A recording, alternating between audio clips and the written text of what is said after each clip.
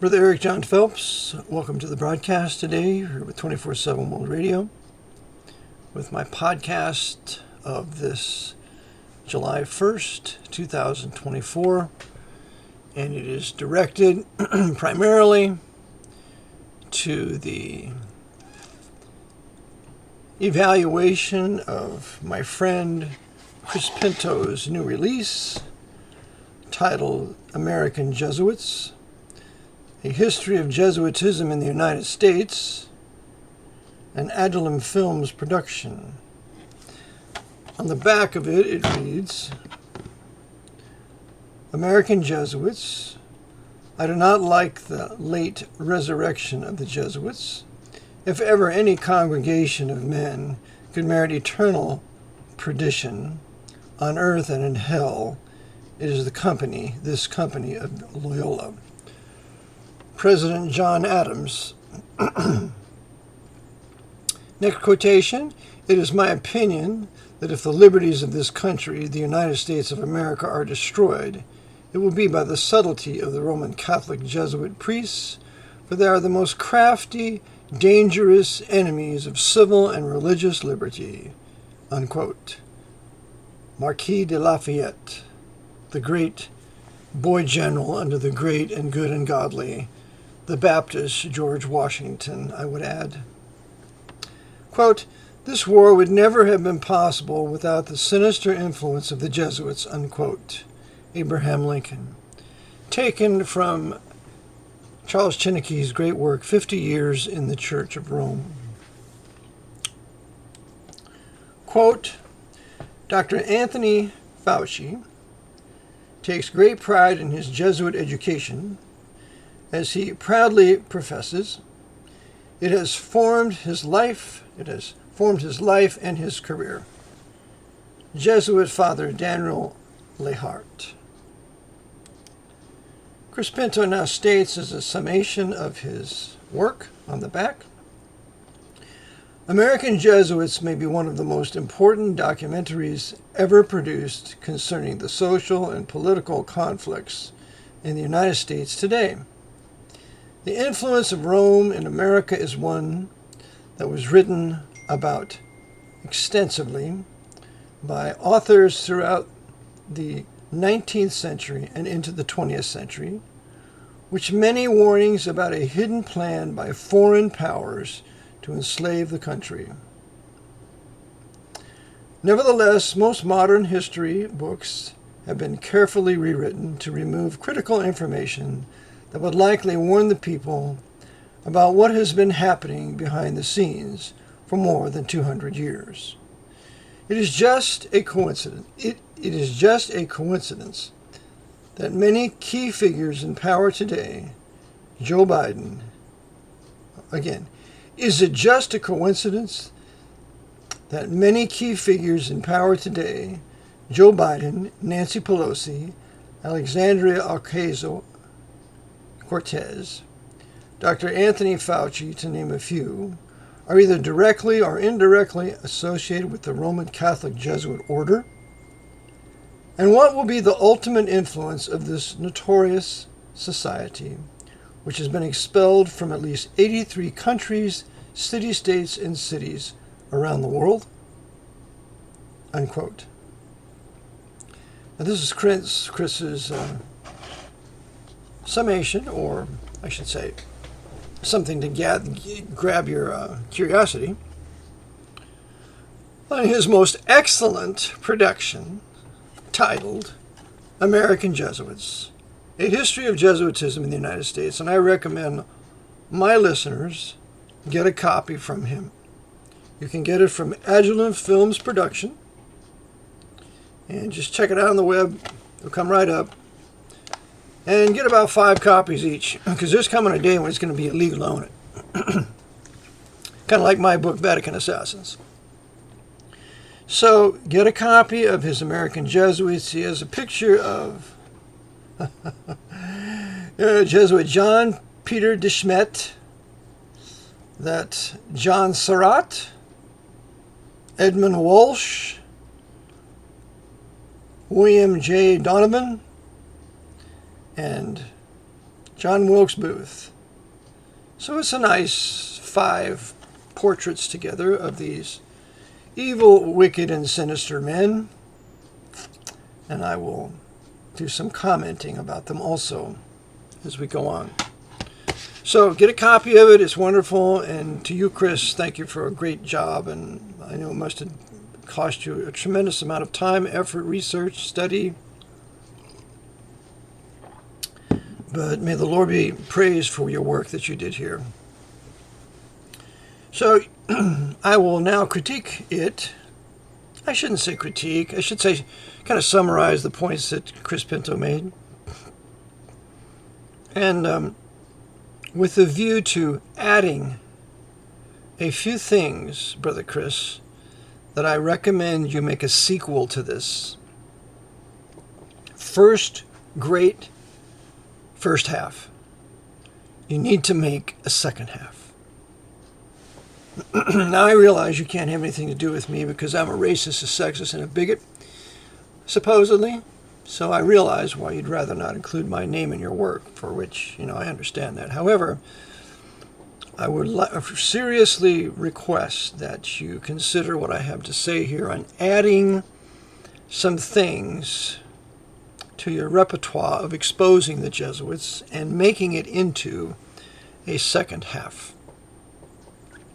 So, I see first of all that you have the origin of the Jesuits. You do a wonderful job in their history, their creation, the 30 Years' War, the papal suppression of the Jesuits, their reviving in 1814 by Pius VII, some great quote from Lafayette. You have some interesting people there that you interviewed. Of course, I know David Daniels, who's a wonderful guy. Chick Publications, and it was Chick Publications, of course, as you know, that put out the 6-volume comic book set on Alberto Rivera, which was a great service to us, as Rivera was indeed a Jesuit, and those who deny it are liars. Going on, we see here that you mentioned several very good books there, and you're going to get into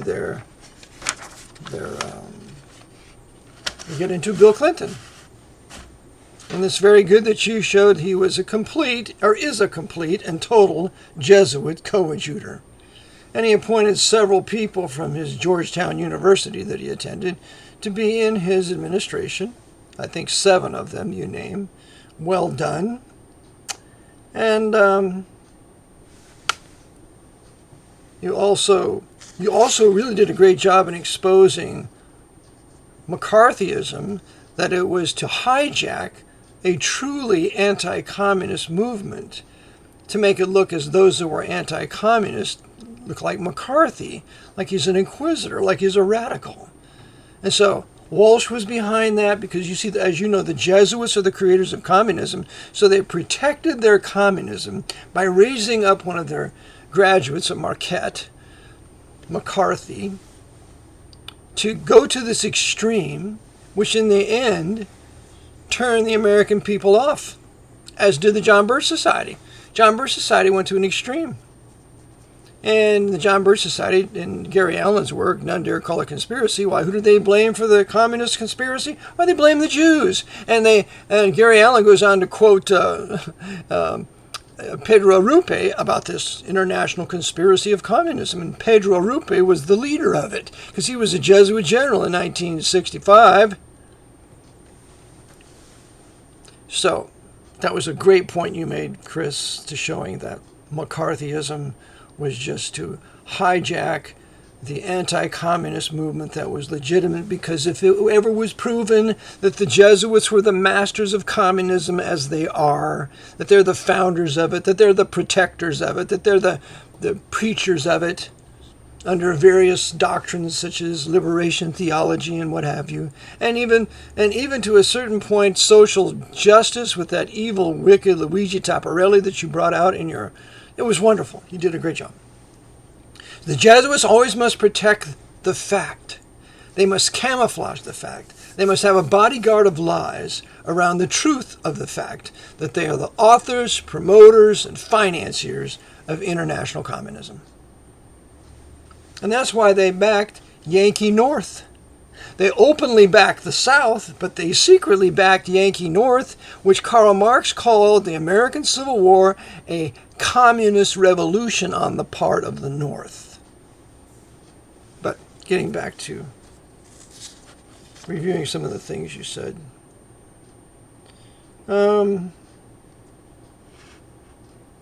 We have, let me see here.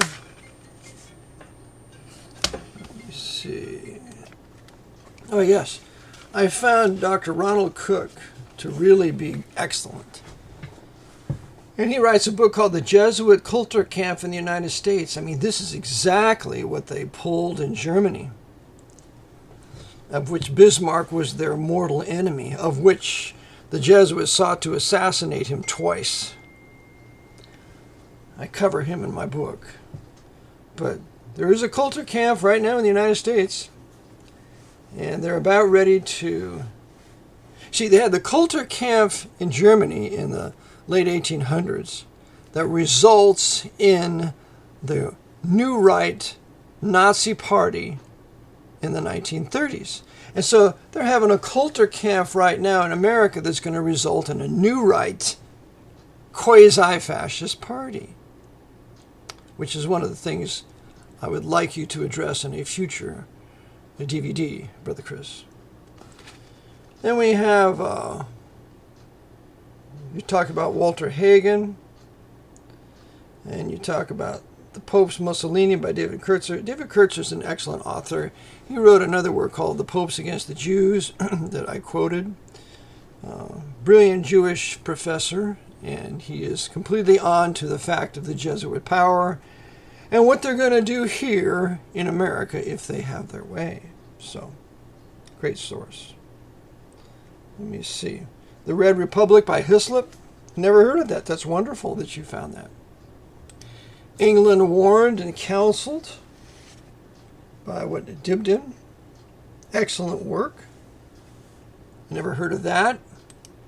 And that Churchill and de Gaulle stated after World War II that both their nations had went through a second 30 Years' War. Now, I mentioned second 30 Years' War in my book, Vatican Assassins, thinking that I had coined the term, but I got that from Theodor Greisinger in his work, The Jesuits. The History of the Jesuits is Told to the German People, that he wrote in 1873.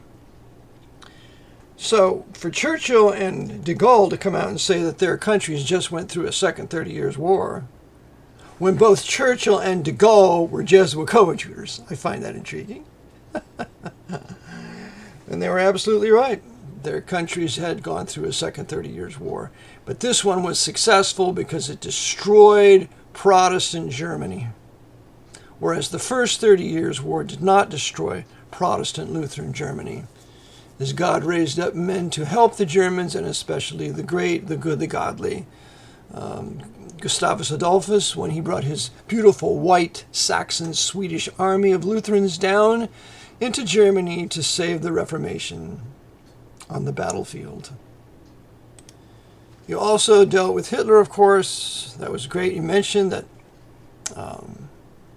that Hitler said that Lenin was trained by Jesuits. That was a great quote. Of course, he was. Lenin was trained by Jesuits in, Switzerland. So, and we also know that Hitler and Stalin walked the grounds of the Schönberg Castle of the Habsburgs in Vienna, so they would work together in the future purging, destruction of the Jewish Pale of Settlement during World War II. That's why Hitler would attack September 1st in 1939. Stalin would attack September 19th, 18th, 19th, 3 weeks later, about 2-3 weeks later, after Hitler attacks into Poland. Stalin comes in from the east, Hitler comes in from the west. They divide the country. That's going to be their Catholic country to host their 6 death camps, eliminating the Pale of Settlement that was set up by the Jesuits to begin with under Catherine the Great Whore, Catherine the Great of Russia, who was a German, but working with the Jesuits when the Pope suppressed the order, and she allowed the Jesuits to come into Russia, just as Frederick the Great, the head of Freemasonry on the continent, allowed the Jesuits to come into Prussia. They would create the Pale of Settlement, driving the Jews there for their future destruction in the following century, with Stalin and Hitler and Roosevelt and Churchill all working together. So I'm going to recommend American Jesuits to my students. So I hope to buy a lot of these from you, Brother Chris. You deserve to have a fortune, to be given a fortune for your work here. But it's unfortunate that the vast majority of American Christian men who have any money won't give you a penny. And I speak from experience. But that's okay. The Lord will continue to provide for us as we need those funds, and He will do the same for you, my brother. But you ought to be a millionaire because of this tremendous work and how it will greatly influence the country for good if people would but give an ear to it. Okay, so I can't thank you enough, and I can't praise your work enough, American Jesuits, and well done, my brother. Now to go on. Okay, now I want to help you, my brother, in realizing, maybe you already do, but in realizing that the Jesuits were equally on the side of the North as they were equally on the side of the South during the war between the states, or rather the war of Northern aggression, or rather the Socialist, Communist, Roman Catholic war of Northern aggression against the historic white Anglo-Saxon Protestant and Baptist peoples of the South, as well as the Black Baptists of the South. It was a religious war. It was not a political war. It was not a war to free the slaves. That's all nonsense. It was a war to centralize power in District of Columbia for the future creation of their Holy Roman 14th American Empire that would wage wars around the world, crusades around the world for the benefit of the Pope in reducing all nations to the temporal power of the Pope. And the Jesuits had decided to use the most powerful, virulent, highly advanced nation in the world, if they could but conquer it and then control this government, than to use it as their tool of war to further their Counter-Reformation Council of Trent. This was the real reason for the war between the states. So, you did a great job proving that the Jesuits were behind the Lincoln assassination. You quoted extensively from Charles Chennaky, from General Harris's work on Rome's part in the assassination of Lincoln, and a few other things I believe you quoted. But I've overlooked it in the past, and in your work, I believe you may have overlooked it, is that the North was involved in the assassination of Lincoln in the Jesuit of Bernardine F. Wiggett of Aloysius College, or Aloysius Church in Washington, who was not only the overseer of the assassination cabal in Washington, which included John Surratt and John Wilkes Booth and Surratt's mother, Mary Surratt, and the others. But Bernardine F. Wiggett was also the secret advisor and overseer from the Jesuits of Georgetown that he worked with, and the controller of Edwin Stanton, the Secretary of War. Edwin Stanton was the one who orchestrated the assassination on the part of the North, and Bernardine F. Wiggett had a hand in that also, in overseeing that. Now I want to quote to you a secret note, 2 notes that were discovered in 1961 by Ray Neff. Ray Neff discovered 2 coded messages written by Lafayette Baker. Lafayette Baker was involved in the assassination of Lincoln. And this is brought out in the book titled They Wanted Lincoln Dead by Troy Cowan. Classic work for you. And here Lafayette Baker tells who the real assassins were of Lincoln in his notes. He says here on page 204, I am constantly being followed. They are professionals. I cannot fool them. In New Rome, there walk 3 men. Look at that, in New Rome. What's New Rome? New Rome is Washington. It's called Rome on the Potomac, as you know. Washington on the Lap of Rome by Justin Fulton, which you quoted, brother. In New Rome, which is Washington, there walk 3 men, a Judas, who's Edwin Stanton, a Brutus, Andrew Johnson, who's 32nd degree Freemason, and a spy, which was Lafayette Baker. Each planned that he should be the king when Abraham should die. One trusted not the other, but they went on for that day, waiting for that final moment when, with pistol in his hand, one of the sons of Brutus, Brutus being Andrew Johnson, one of the sons of Brutus, could sneak behind that cursed man, which was Lincoln, and put a bullet in his brain and lay his clumsy corpse away.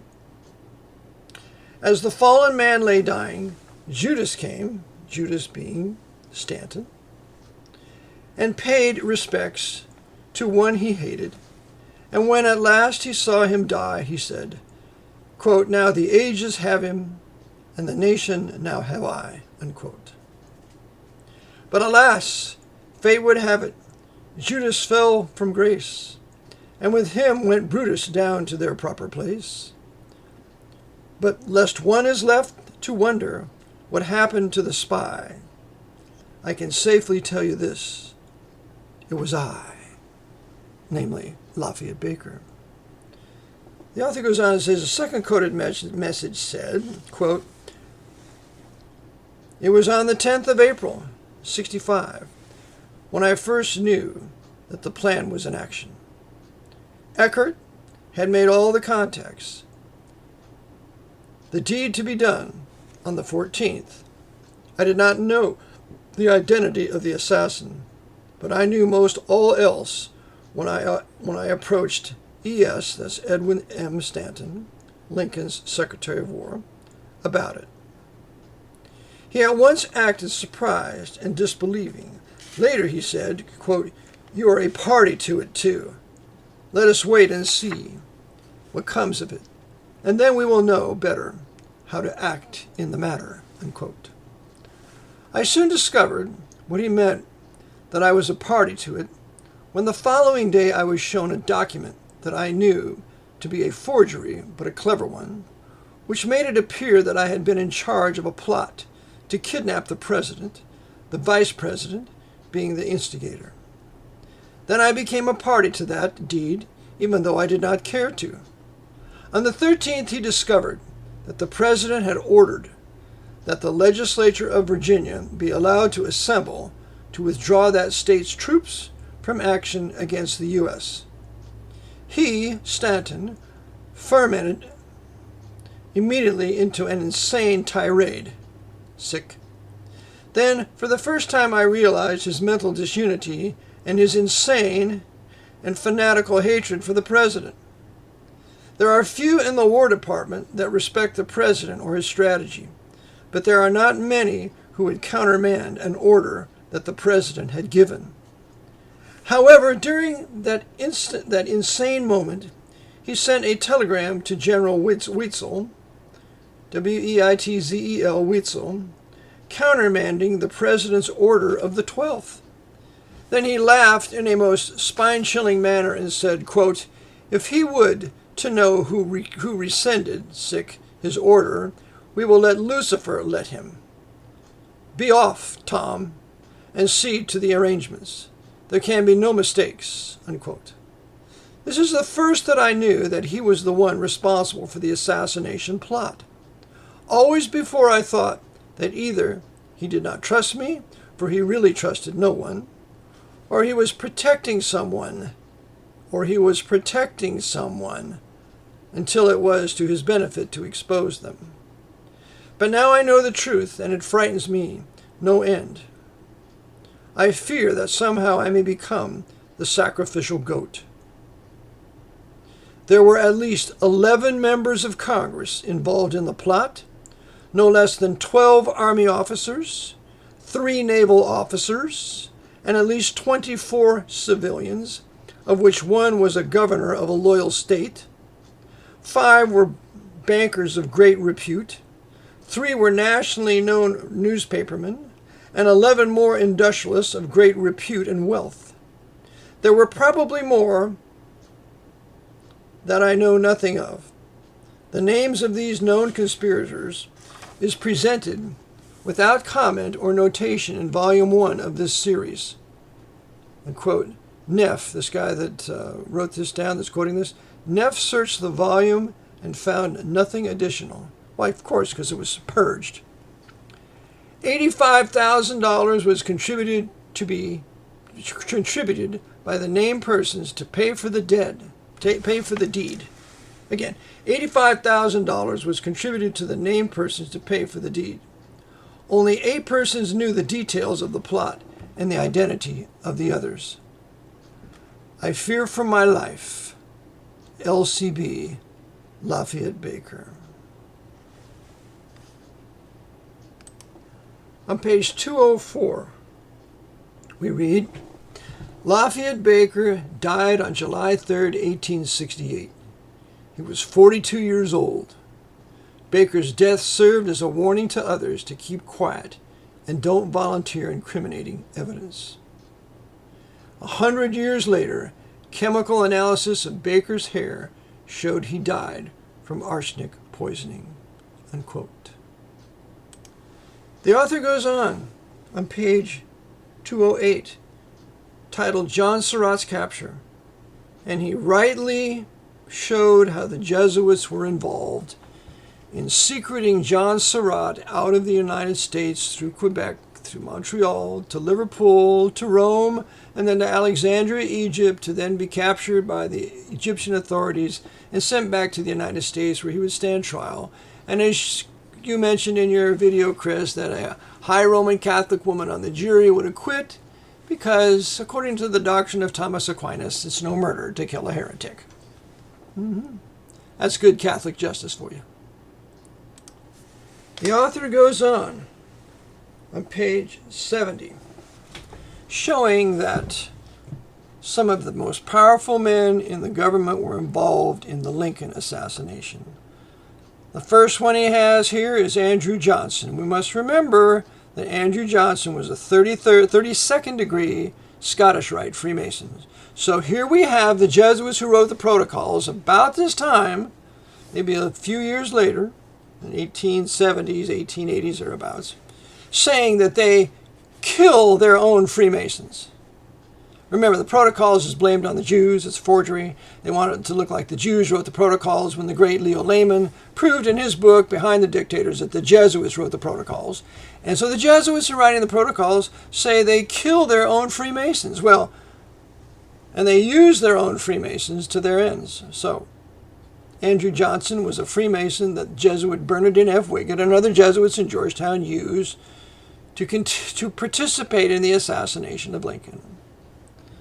There's another one, General Augur. Now, I can't find out if he's a Freemason. I would imagine that he is. But this particular General Augur, Christopher C. Augur, was the commanding general overseeing security for the city of Washington. He was to create conditions for the assassin to safely pass the checkpoints leaving the city. This he did, and we read it from Finest Bates' works, The Escape and Suicide of John Wilkes Booth. Finest Bates, who was an attorney out of Tennessee, wrote on page 217 concerning General Christopher Augur, A-U-G-U-R. It stands as a matter of history that at about the hour of 4 o'clock in the afternoon of April 14th, 1865, General C.C. Augur ordered the Jesuits called in from the protection of the life. Wait a second. I'm thinking about something else. It stands as a matter of history that at about the hour of 4 o'clock in the afternoon of April 14th, 1865, General C.C. Augur ordered the guards called in from the protection of the life of President Lincoln, then known to be threatened and in imminent danger, as stated by General Dana, and that at 10 minutes past 10 o'clock that same evening, the president was assassinated, and at 30 minutes past 10, 20 minutes later, the federal guards, still on duty, opened the gates for Booth, the assassin, to pass out over the East Potomac Bridge, so that within 6 hours after the order of General Augur, the president had been shot, and the criminal had escaped through the federal lines, his escape having been made possible by the order of General Augur. This is a Yankee Union general in charge of the army of the city of Washington, and he is directly under Edwin M. Stanton, the Secretary of War, because he got an order from Stanton to do that. Goes on. By the order of General Augur, whether designedly or not, the result was the same, and on the 25th day of January, 1898, 33 years later, the officials of the War Department find that proof of the fact that John Wilkes Booth lived and was still at large was of no importance to their department, nor to the Department of Justice of the United States. Otherwise, proper reference would have been made and the Department of Justice officially notified instead of finding against an investigation of the facts submitted. The conspiracy continued. It's like the Kennedy assassination conspiracy continues today. So my point being is that this General Christopher C. Augur was a Northern Yankee Union general involved in the plot to assassinate President Abraham Lincoln. And he is working with John Surratt, ensuring his escape, and Surratt has been tutored by Jesuit Bernardine F. Wiggett at the Surratt House in Washington City. So the connection between Wiggett and Surratt and Wiggett and Staunton and Augur is undeniable. So the Jesuits are working both sides for their purposes, using their subordinate Scottish Rite Freemasons. Going on now in our book, They Wanted Lincoln Dead, on page 70. I just covered General Augur. And the next one is Albert Pike, 33rd degree Scottish Rite Freemason. He was the American Pope of Scottish Rite Freemasonry. He was a Confederate general. And notice here what the author writes of Albert Pike. Albert Pike was a brilliant man with many unpopular ideas. To protect himself from judgmental people, he presented a false front. His public persona allowed him to gain public acceptance as a lawyer, writer, newspaper editor, and many other successful endeavors. Pike rose to the highest rank within the secret society called the Freemasons. To satisfy his need to express his true beliefs, he helped create a secret organization called the Knights of the Golden Circle, KGC. Many years later, when the KGC was disbanded, the Ku Klux Klan was born. Pike was able to express his darker side from within these secret societies. Albert Pike knew fellow Freemason and Congressman Clement Laird Vallandigham. Vallandigham knew Edwin Stanton, and he introduced Stanton to Pike. So, we have Pike's connection to Stanton. And by the way, President Andrew Johnson would later pardon Albert Pike for treason, because they're all working together in the Brotherhood, subject to the Jesuit order, for the assassination of Lincoln. And the question is why? Now the question is, why did these radical red Republicans in the North, coupled with the Masonic Jesuit conspirators in the South? Well, by the way, I have one more thing to add. In the book titled First Chaplain of the Confederacy, Father Darius Hubert S.J., we see that the first chaplain of the Southern Confederacy was a Jesuit. So, his name is Father Darius Hubert, Hubert. And there's a book titled First Chaplain of the Confederacy, written by Catherine Bentley Jeffrey, Jeffrey. And it was published in, let me see here now. Come on, see if we can get the page. It's published in 2020. So, here is Hubert, the Jesuit chaplain of the Confederacy, greeting the Yankee Union Army as it enters Richmond. Now remember, the cities that were destroyed by the Yankee Union Catholic Communist Army were Protestant cities. The Protestant city of Columbia, South Carolina. The Protestant city of Vicksburg, Mississippi. The Protestant city of Atlanta in Alabama, or in Georgia. The Protestant city of Richmond in Virginia. Richmond, Columbia, Atlanta, and Vicksburg, all Protestant cities, but they didn't destroy Catholic New Orleans.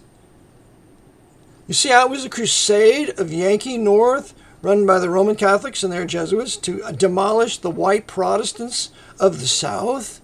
And here you have the chief chaplain of the Southern Confederacy meeting with certain of these Yankee Union generals.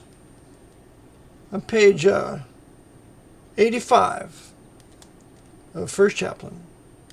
When Richmond fell, Father Hubert's Jesuit confrere,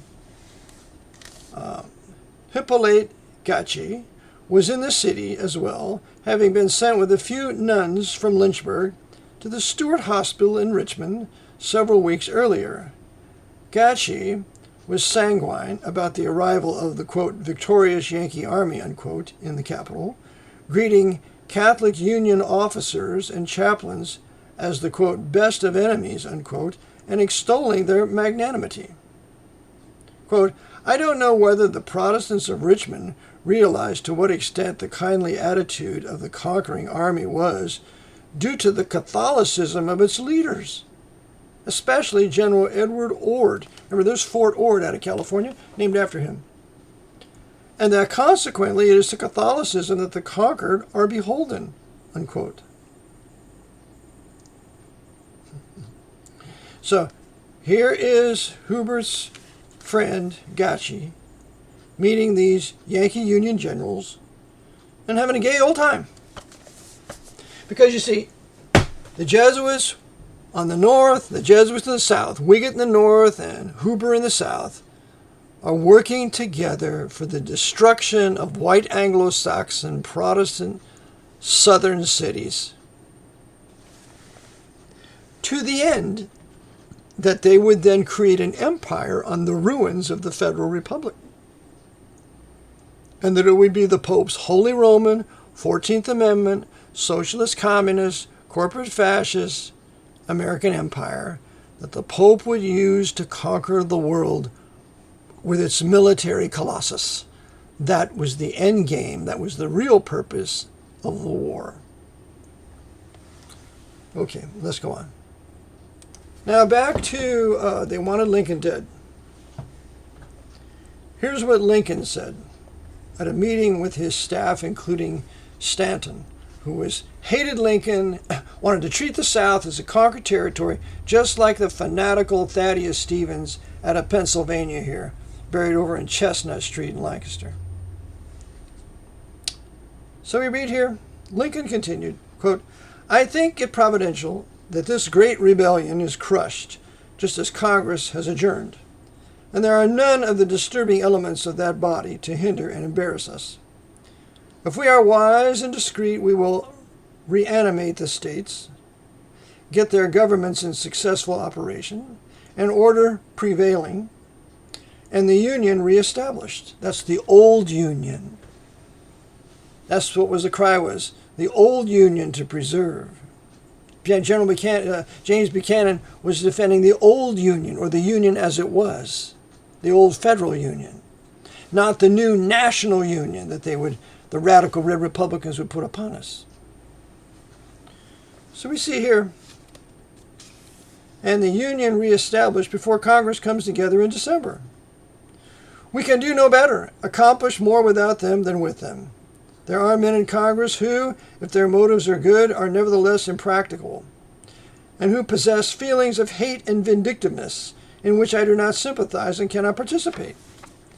I hope there will be no persecution, no bloody work after the war is over. Lincoln had no idea that the radicals would put on the horrible Reconstruction of the South for 12 years, from 1865 to 1877. No one need expect me to take any part in hanging or killing those men, even the worst of them. Enough lives have been sacrificed. We must extinguish our resentments if we expect harmony and union, unquote. For Stanton, Lincoln's desire to forgive the South was an outrage. It confirmed his reasoning that Lincoln needed killing. This is why they killed Lincoln. He was going to reestablish the southern states on the same footing that they had before the war. That would be maintaining the old federal Confederate Union. This is not what the Jesuits or the radical red Republicans wanted. They wanted a new union, a new national union. And to get that, they would have to pass the 14th Amendment while the southern states were under Reconstruction with occupational Yankee Union armies down there at their capitals to make sure that that would happen. Without the Reconstruction, there is no 14th Amendment. Without the 14th Amendment, there is no national citizenship for blacks and whites. Not just for blacks, but for blacks and whites, because the 14th Amendment was to make citizenship national. Without national citizenship, there's no new national government. Without the new national government of July 28, 1868, with the passing of the 14th Amendment, there would be no District of Columbia Act in 1871, where they would consolidate the various cities, Washington and Georgetown, into the District of Columbia to make District of Columbia Rome and the Potomac. And all of this was done in anticipation of making an empire out of the little republic and then putting upon the centralized government an empire of emergency war powers military government in 1933. But let's go on a little bit farther. I think I'll just ad-lib a little here. The Jesuits will then begin to use their robber barons with their monopolies in steel, like Vanderbilt, and oil, like Rockefeller and others. And you can read about this in this tremendous book called The Robber Barons. There's another book called America's Real Lace, America's Irish Rich, where you have the Buckleys and the Cuddys and the McDonalds.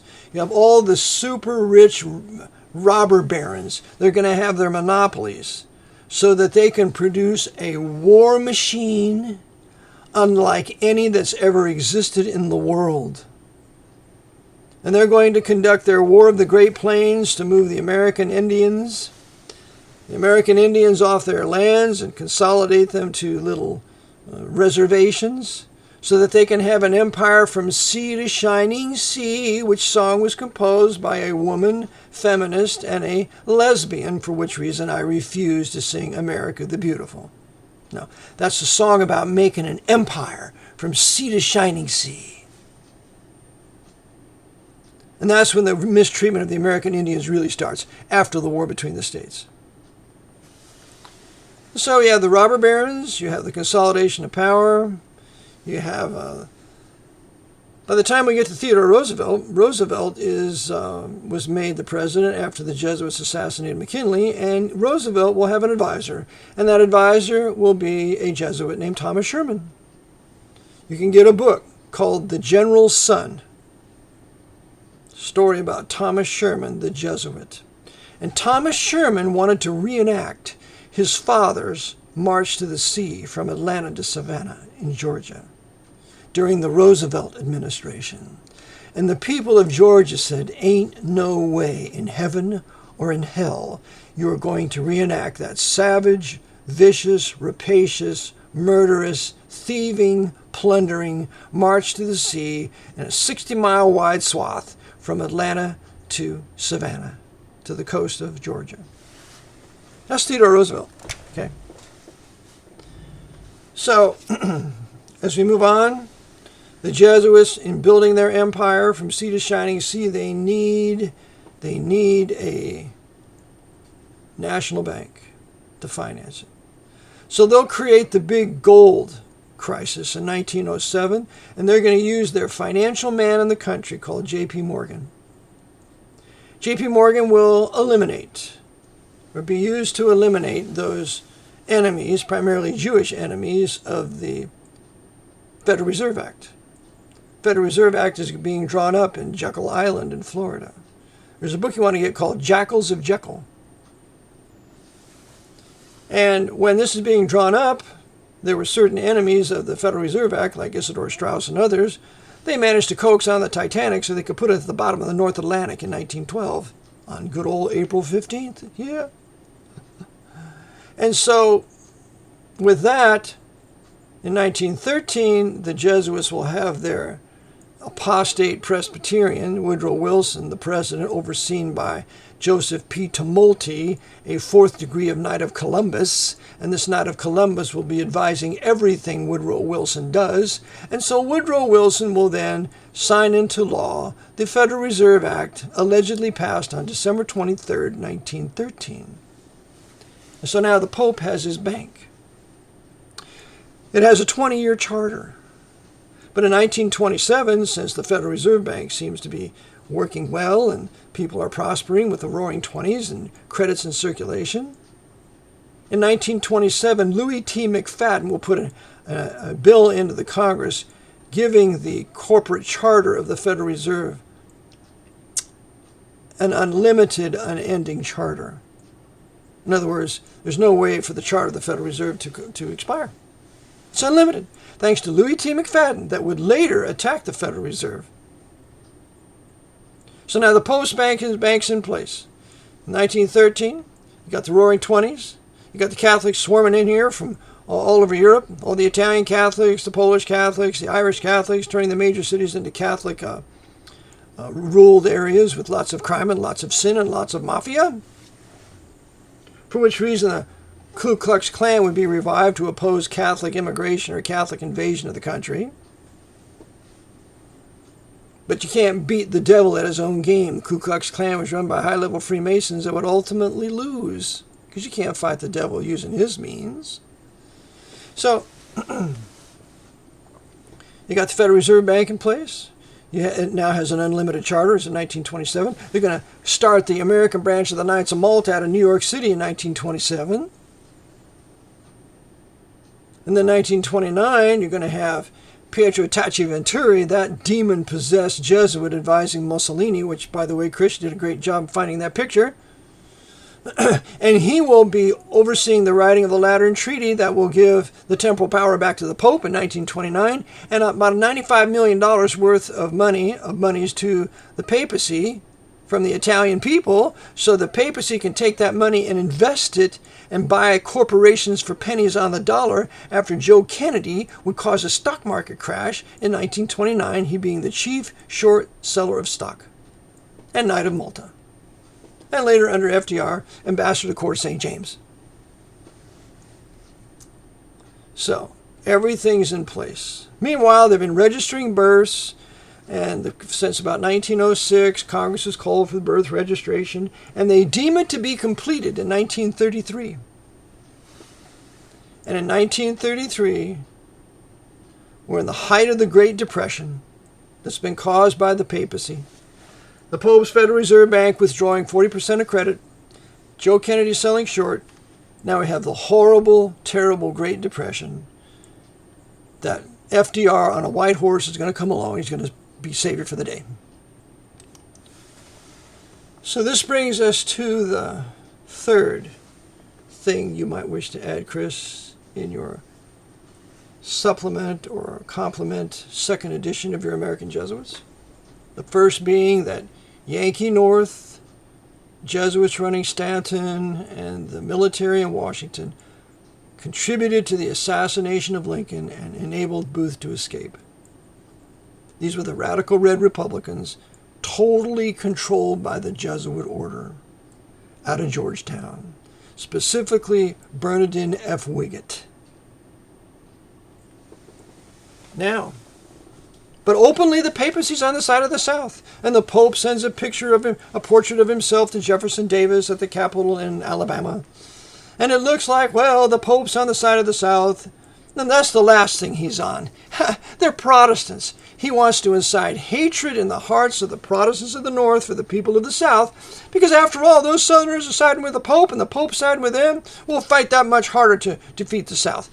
And when the Catholics found out that the Pope had sided with the South, in the Catholics in the Yankee Union Army, 100,000 of them deserted. But that's after Lee lost Gettysburg. That's after the practical end of the war. On the same dates of Vicksburg and Gettysburg, around July 3rd, July 4th, those two battles that the Yankee Union North won ended the war for the most part. It was just mopping up operations after that. Vicksburg was Protestant. Gettysburg was a little Protestant town. And so, with that, they killed Lincoln because he did not want to centralize power. So they kill him in 1865, covered up. 1868 rolls around, they put forth the 14th Amendment. The 14th Amendment, Brother Chris, centralized power in Washington. And you can read about this in Alexander Stevens' great work, A Constitutional View of the Late War Between the States, written in 1867. It's a 2-volume set. You can get it from Sprinkle Publications in Virginia. And Alexander Stevens, although a Freemason, yet properly wrote this great work, said that the purpose of the North was to first centralize power, and then after centralizing power, it would create an empire out of America. And that's exactly what happened. They centralized power in 1868 with the declared passage of the 14th Amendment. And then they would create an empire on March 9th, 1933. And this is what I would like you to add in your coming sequel to your work. March 9th, 1933 was FDR's Proclamation 2040 that continued forever until the termination proclamation of the president. Continued Proclamation 2039 that had established an emergency war powers military government on March 6, 1933. That's a Monday. FDR is inaugurated on Saturday, the 4th. The 5th, he calls for emergency session of Congress, Proclamation 2038. On the Monday, the 6th, he issues Proclamation 2039, calling for instituting a banking holiday for 4 days. And he deems all the American people as hoarders under Trading with the Enemy Act, because Trading with the Enemy Act was not repealed after World War I, because World War I didn't end. It was just an armistice. So they didn't repeal Trading with the Enemy Act. Didn't have to. And so out of Trading with the Enemy Act, he puts forth Proclamation 2039, deems every American now a U.S. citizen. I will add, it's not in the proclamation, but that's what we become, because we become hoarders. Hoarders of gold, and if hoarders, then enemies, and if enemies, then under Trading with the Enemy Act. And we no longer are the sovereign people, we're the conquered people. And we become surety for this all-caps entity, this U.S. citizen, as a result of either a birth certificate or a certificate of naturalization. And we volunteered, because we didn't say anything about it. So, March 6th, Proclamation 2039, March 9th, Proclamation 2040, Emergency Banking Relief Act, and then Proclamation 2040. And now the Jesuits have created a de facto empire, centralized empire as of that date. March 9th, 1933 is a benchmark date for American history. And if you add that up, 3 for March, 9th, that's another 3 plus 3 plus 3, that's 12. And then 33 out of that, that's another 6. You're going to get 18. 18 divided by 3 is 6 plus 6 plus 6. The Jesuit number, 666. How do we know it's a Jesuit number? Because if you take the Jesuit seal of the general with all the points of IHS, you have 32 points on the outside, you have 4 points on the inside. And if you add those points arithmetically, 1 plus 2 is 3, 2 plus 3 is 5, 3 plus 5 is 8. If you added all that, all the 36 points like that, you're going to come up with 666. 666 is a Jesuit orders number. And is it any wonder the Jesuit order is the one who has to bring the final pope to power, and he can implement his number as the beast for 666? Remember, final pope of Rome, slain with a sword, risen from the bed, dead to be the Antichrist. He's the 7th Roman Caesar. Every pope considers himself a Caesar. And by the way, Chris, I have a chart. Brother Ed got this to me. And it shows from the very bottom of Peter, of the tree, all these branches are all these different popes. And the top is an equilateral triangle with IHS in the center. The Jesuits are bringing the final pope to power, evidenced by this chart that one of them had made. Brother Ed Canfield, thank God for what he found there.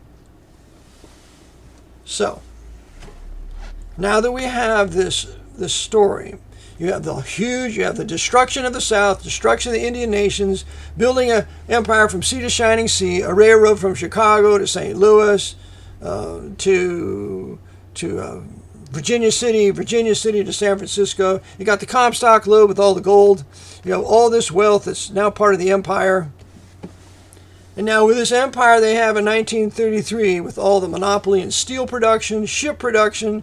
Just look at that place in New Jersey where they built all the clipper ships. What was it called? The Hog Island. Hog Island, a huge place of shipbuilding where they would build these ships for World War I and World War II. For the empire. Now we have Virginia out of Norfolk. They're building the greatest, most powerful aircraft carriers in the world. What for? For the empire, to wage war around the world for the benefit for the Pope. You have the U.S. Navy with their SEALs and the Army with their Delta Force, and they can go into any area in the world and conduct an action without a declaration of war. This is an empire. This is a Roman Empire. America is a Roman Empire. That's why I call it the Pope's Holy Roman 14th Amendment, Socialist, Communist, Corporate Fascist American Empire. And so what does this empire do? Well, one of the things it does is it's going to facilitate the establishment of the revival of the Pope's revived Latin kingdom of Jerusalem, which we call Israel. The Jews have a right to their land. It's their land. They have a right to Israel. God calls it Israel in Ezekiel 38:8. But in the eyes of the Pope, it is the revived Latin kingdom of Jerusalem. The Pope considers Jerusalem his own. Two of the most important cities, according to the Jesuits, according to Wiley in his work on History of the Reformation, History of Protestantism, and his sections on the Jesuits in Volume 2, he says the two most important cities are Babylon and Jerusalem. And so, that's why the Jesuits facilitated the establishment of the Nation of Israel in 1948. And they would use 33rd degree Freemason Harry Truman. They would use Brother Freemason Winston Churchill. And a few months later, they would use Brother Freemason Joseph Stalin to acknowledge it. Okay? And they would create Mossad in 1951. And they would use the German BND that were former SS men like Reinhard Gehlen and others. According to Loftus's work, the secret what is it? Against the Jews. Secret War Against the Jews. John Loftus. So they built this huge American empire. And then they've contorted the tax system into being a de facto direct tax that's uniform. Everybody thinks it's not avoidable, but it is. It's just an excise tax for exercising a federal privilege to be either an employee or a trade or business, quote unquote, as they define it. And so now everybody believes the income tax is unavoidable, and so they tax the people of the empire to death to pay the debt, to pay the interest on the national debt, according to the Grace Commission of 1984-85. W.R. Grace, head of the Knights of Malta in America at the time, co-conspirator in the Kennedy assassination, I would add, so that they can use the American people for commercial purposes and for war, to the end of restoring the temporal power of the Pope of Rome around the world.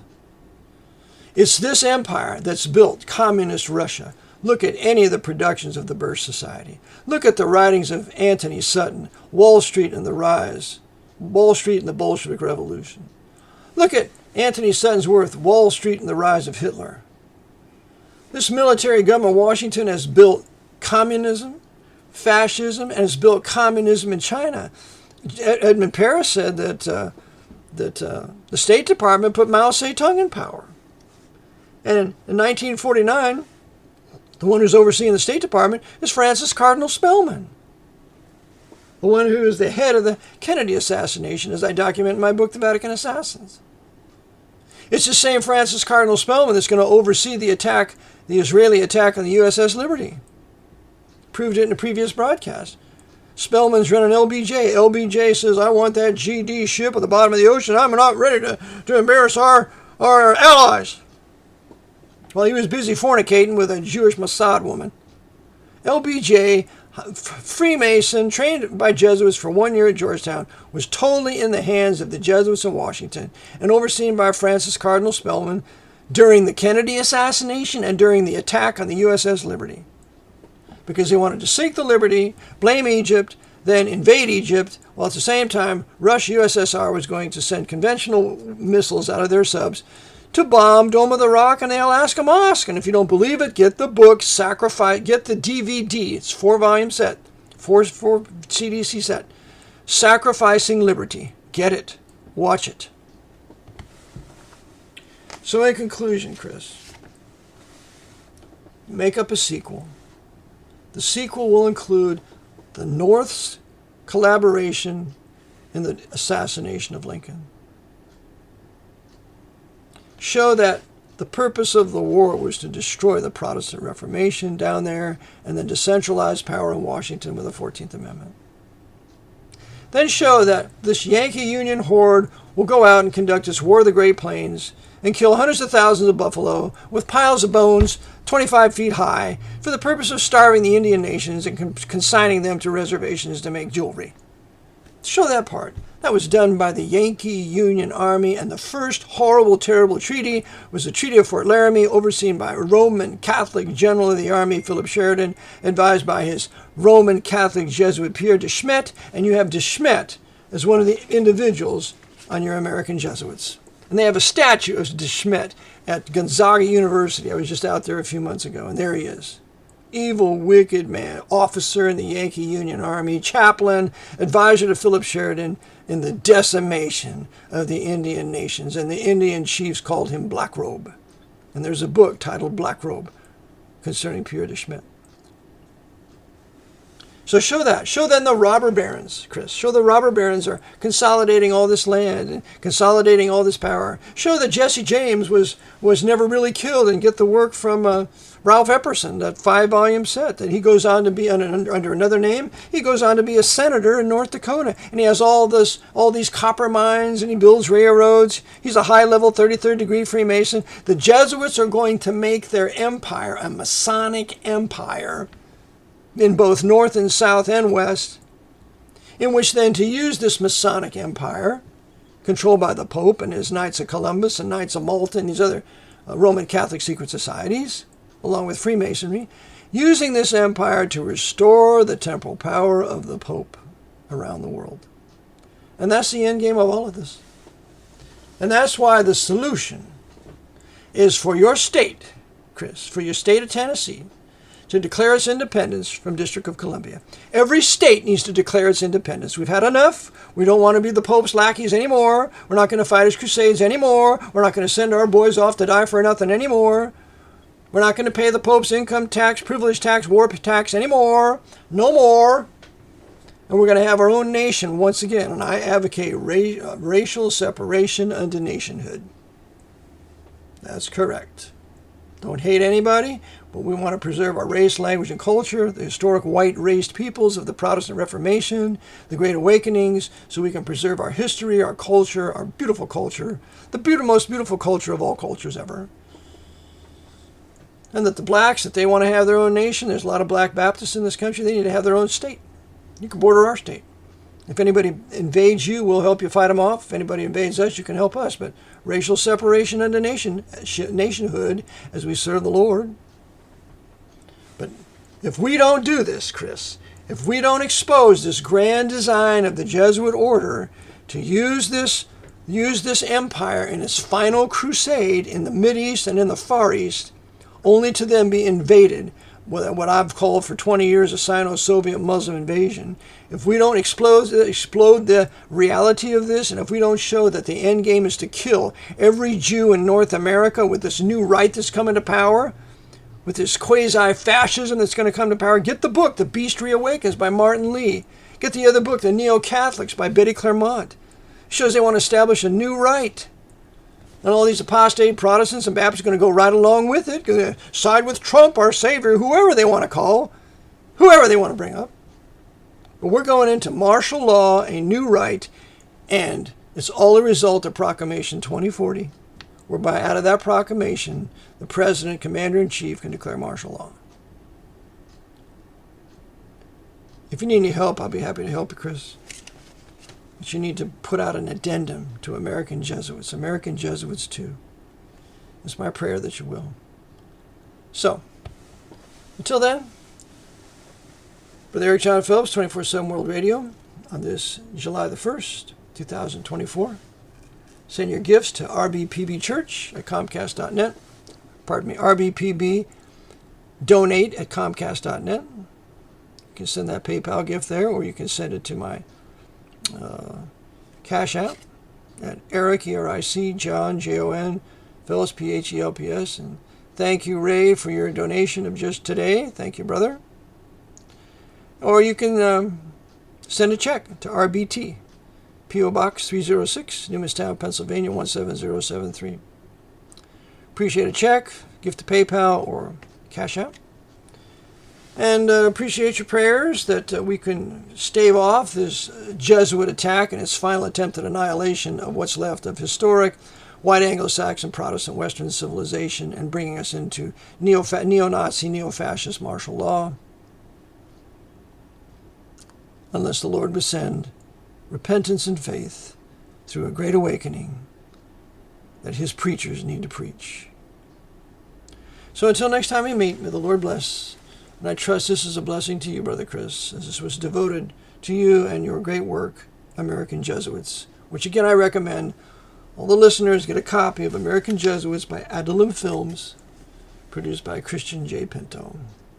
Until next time we meet, Maranatha, the Lord is coming.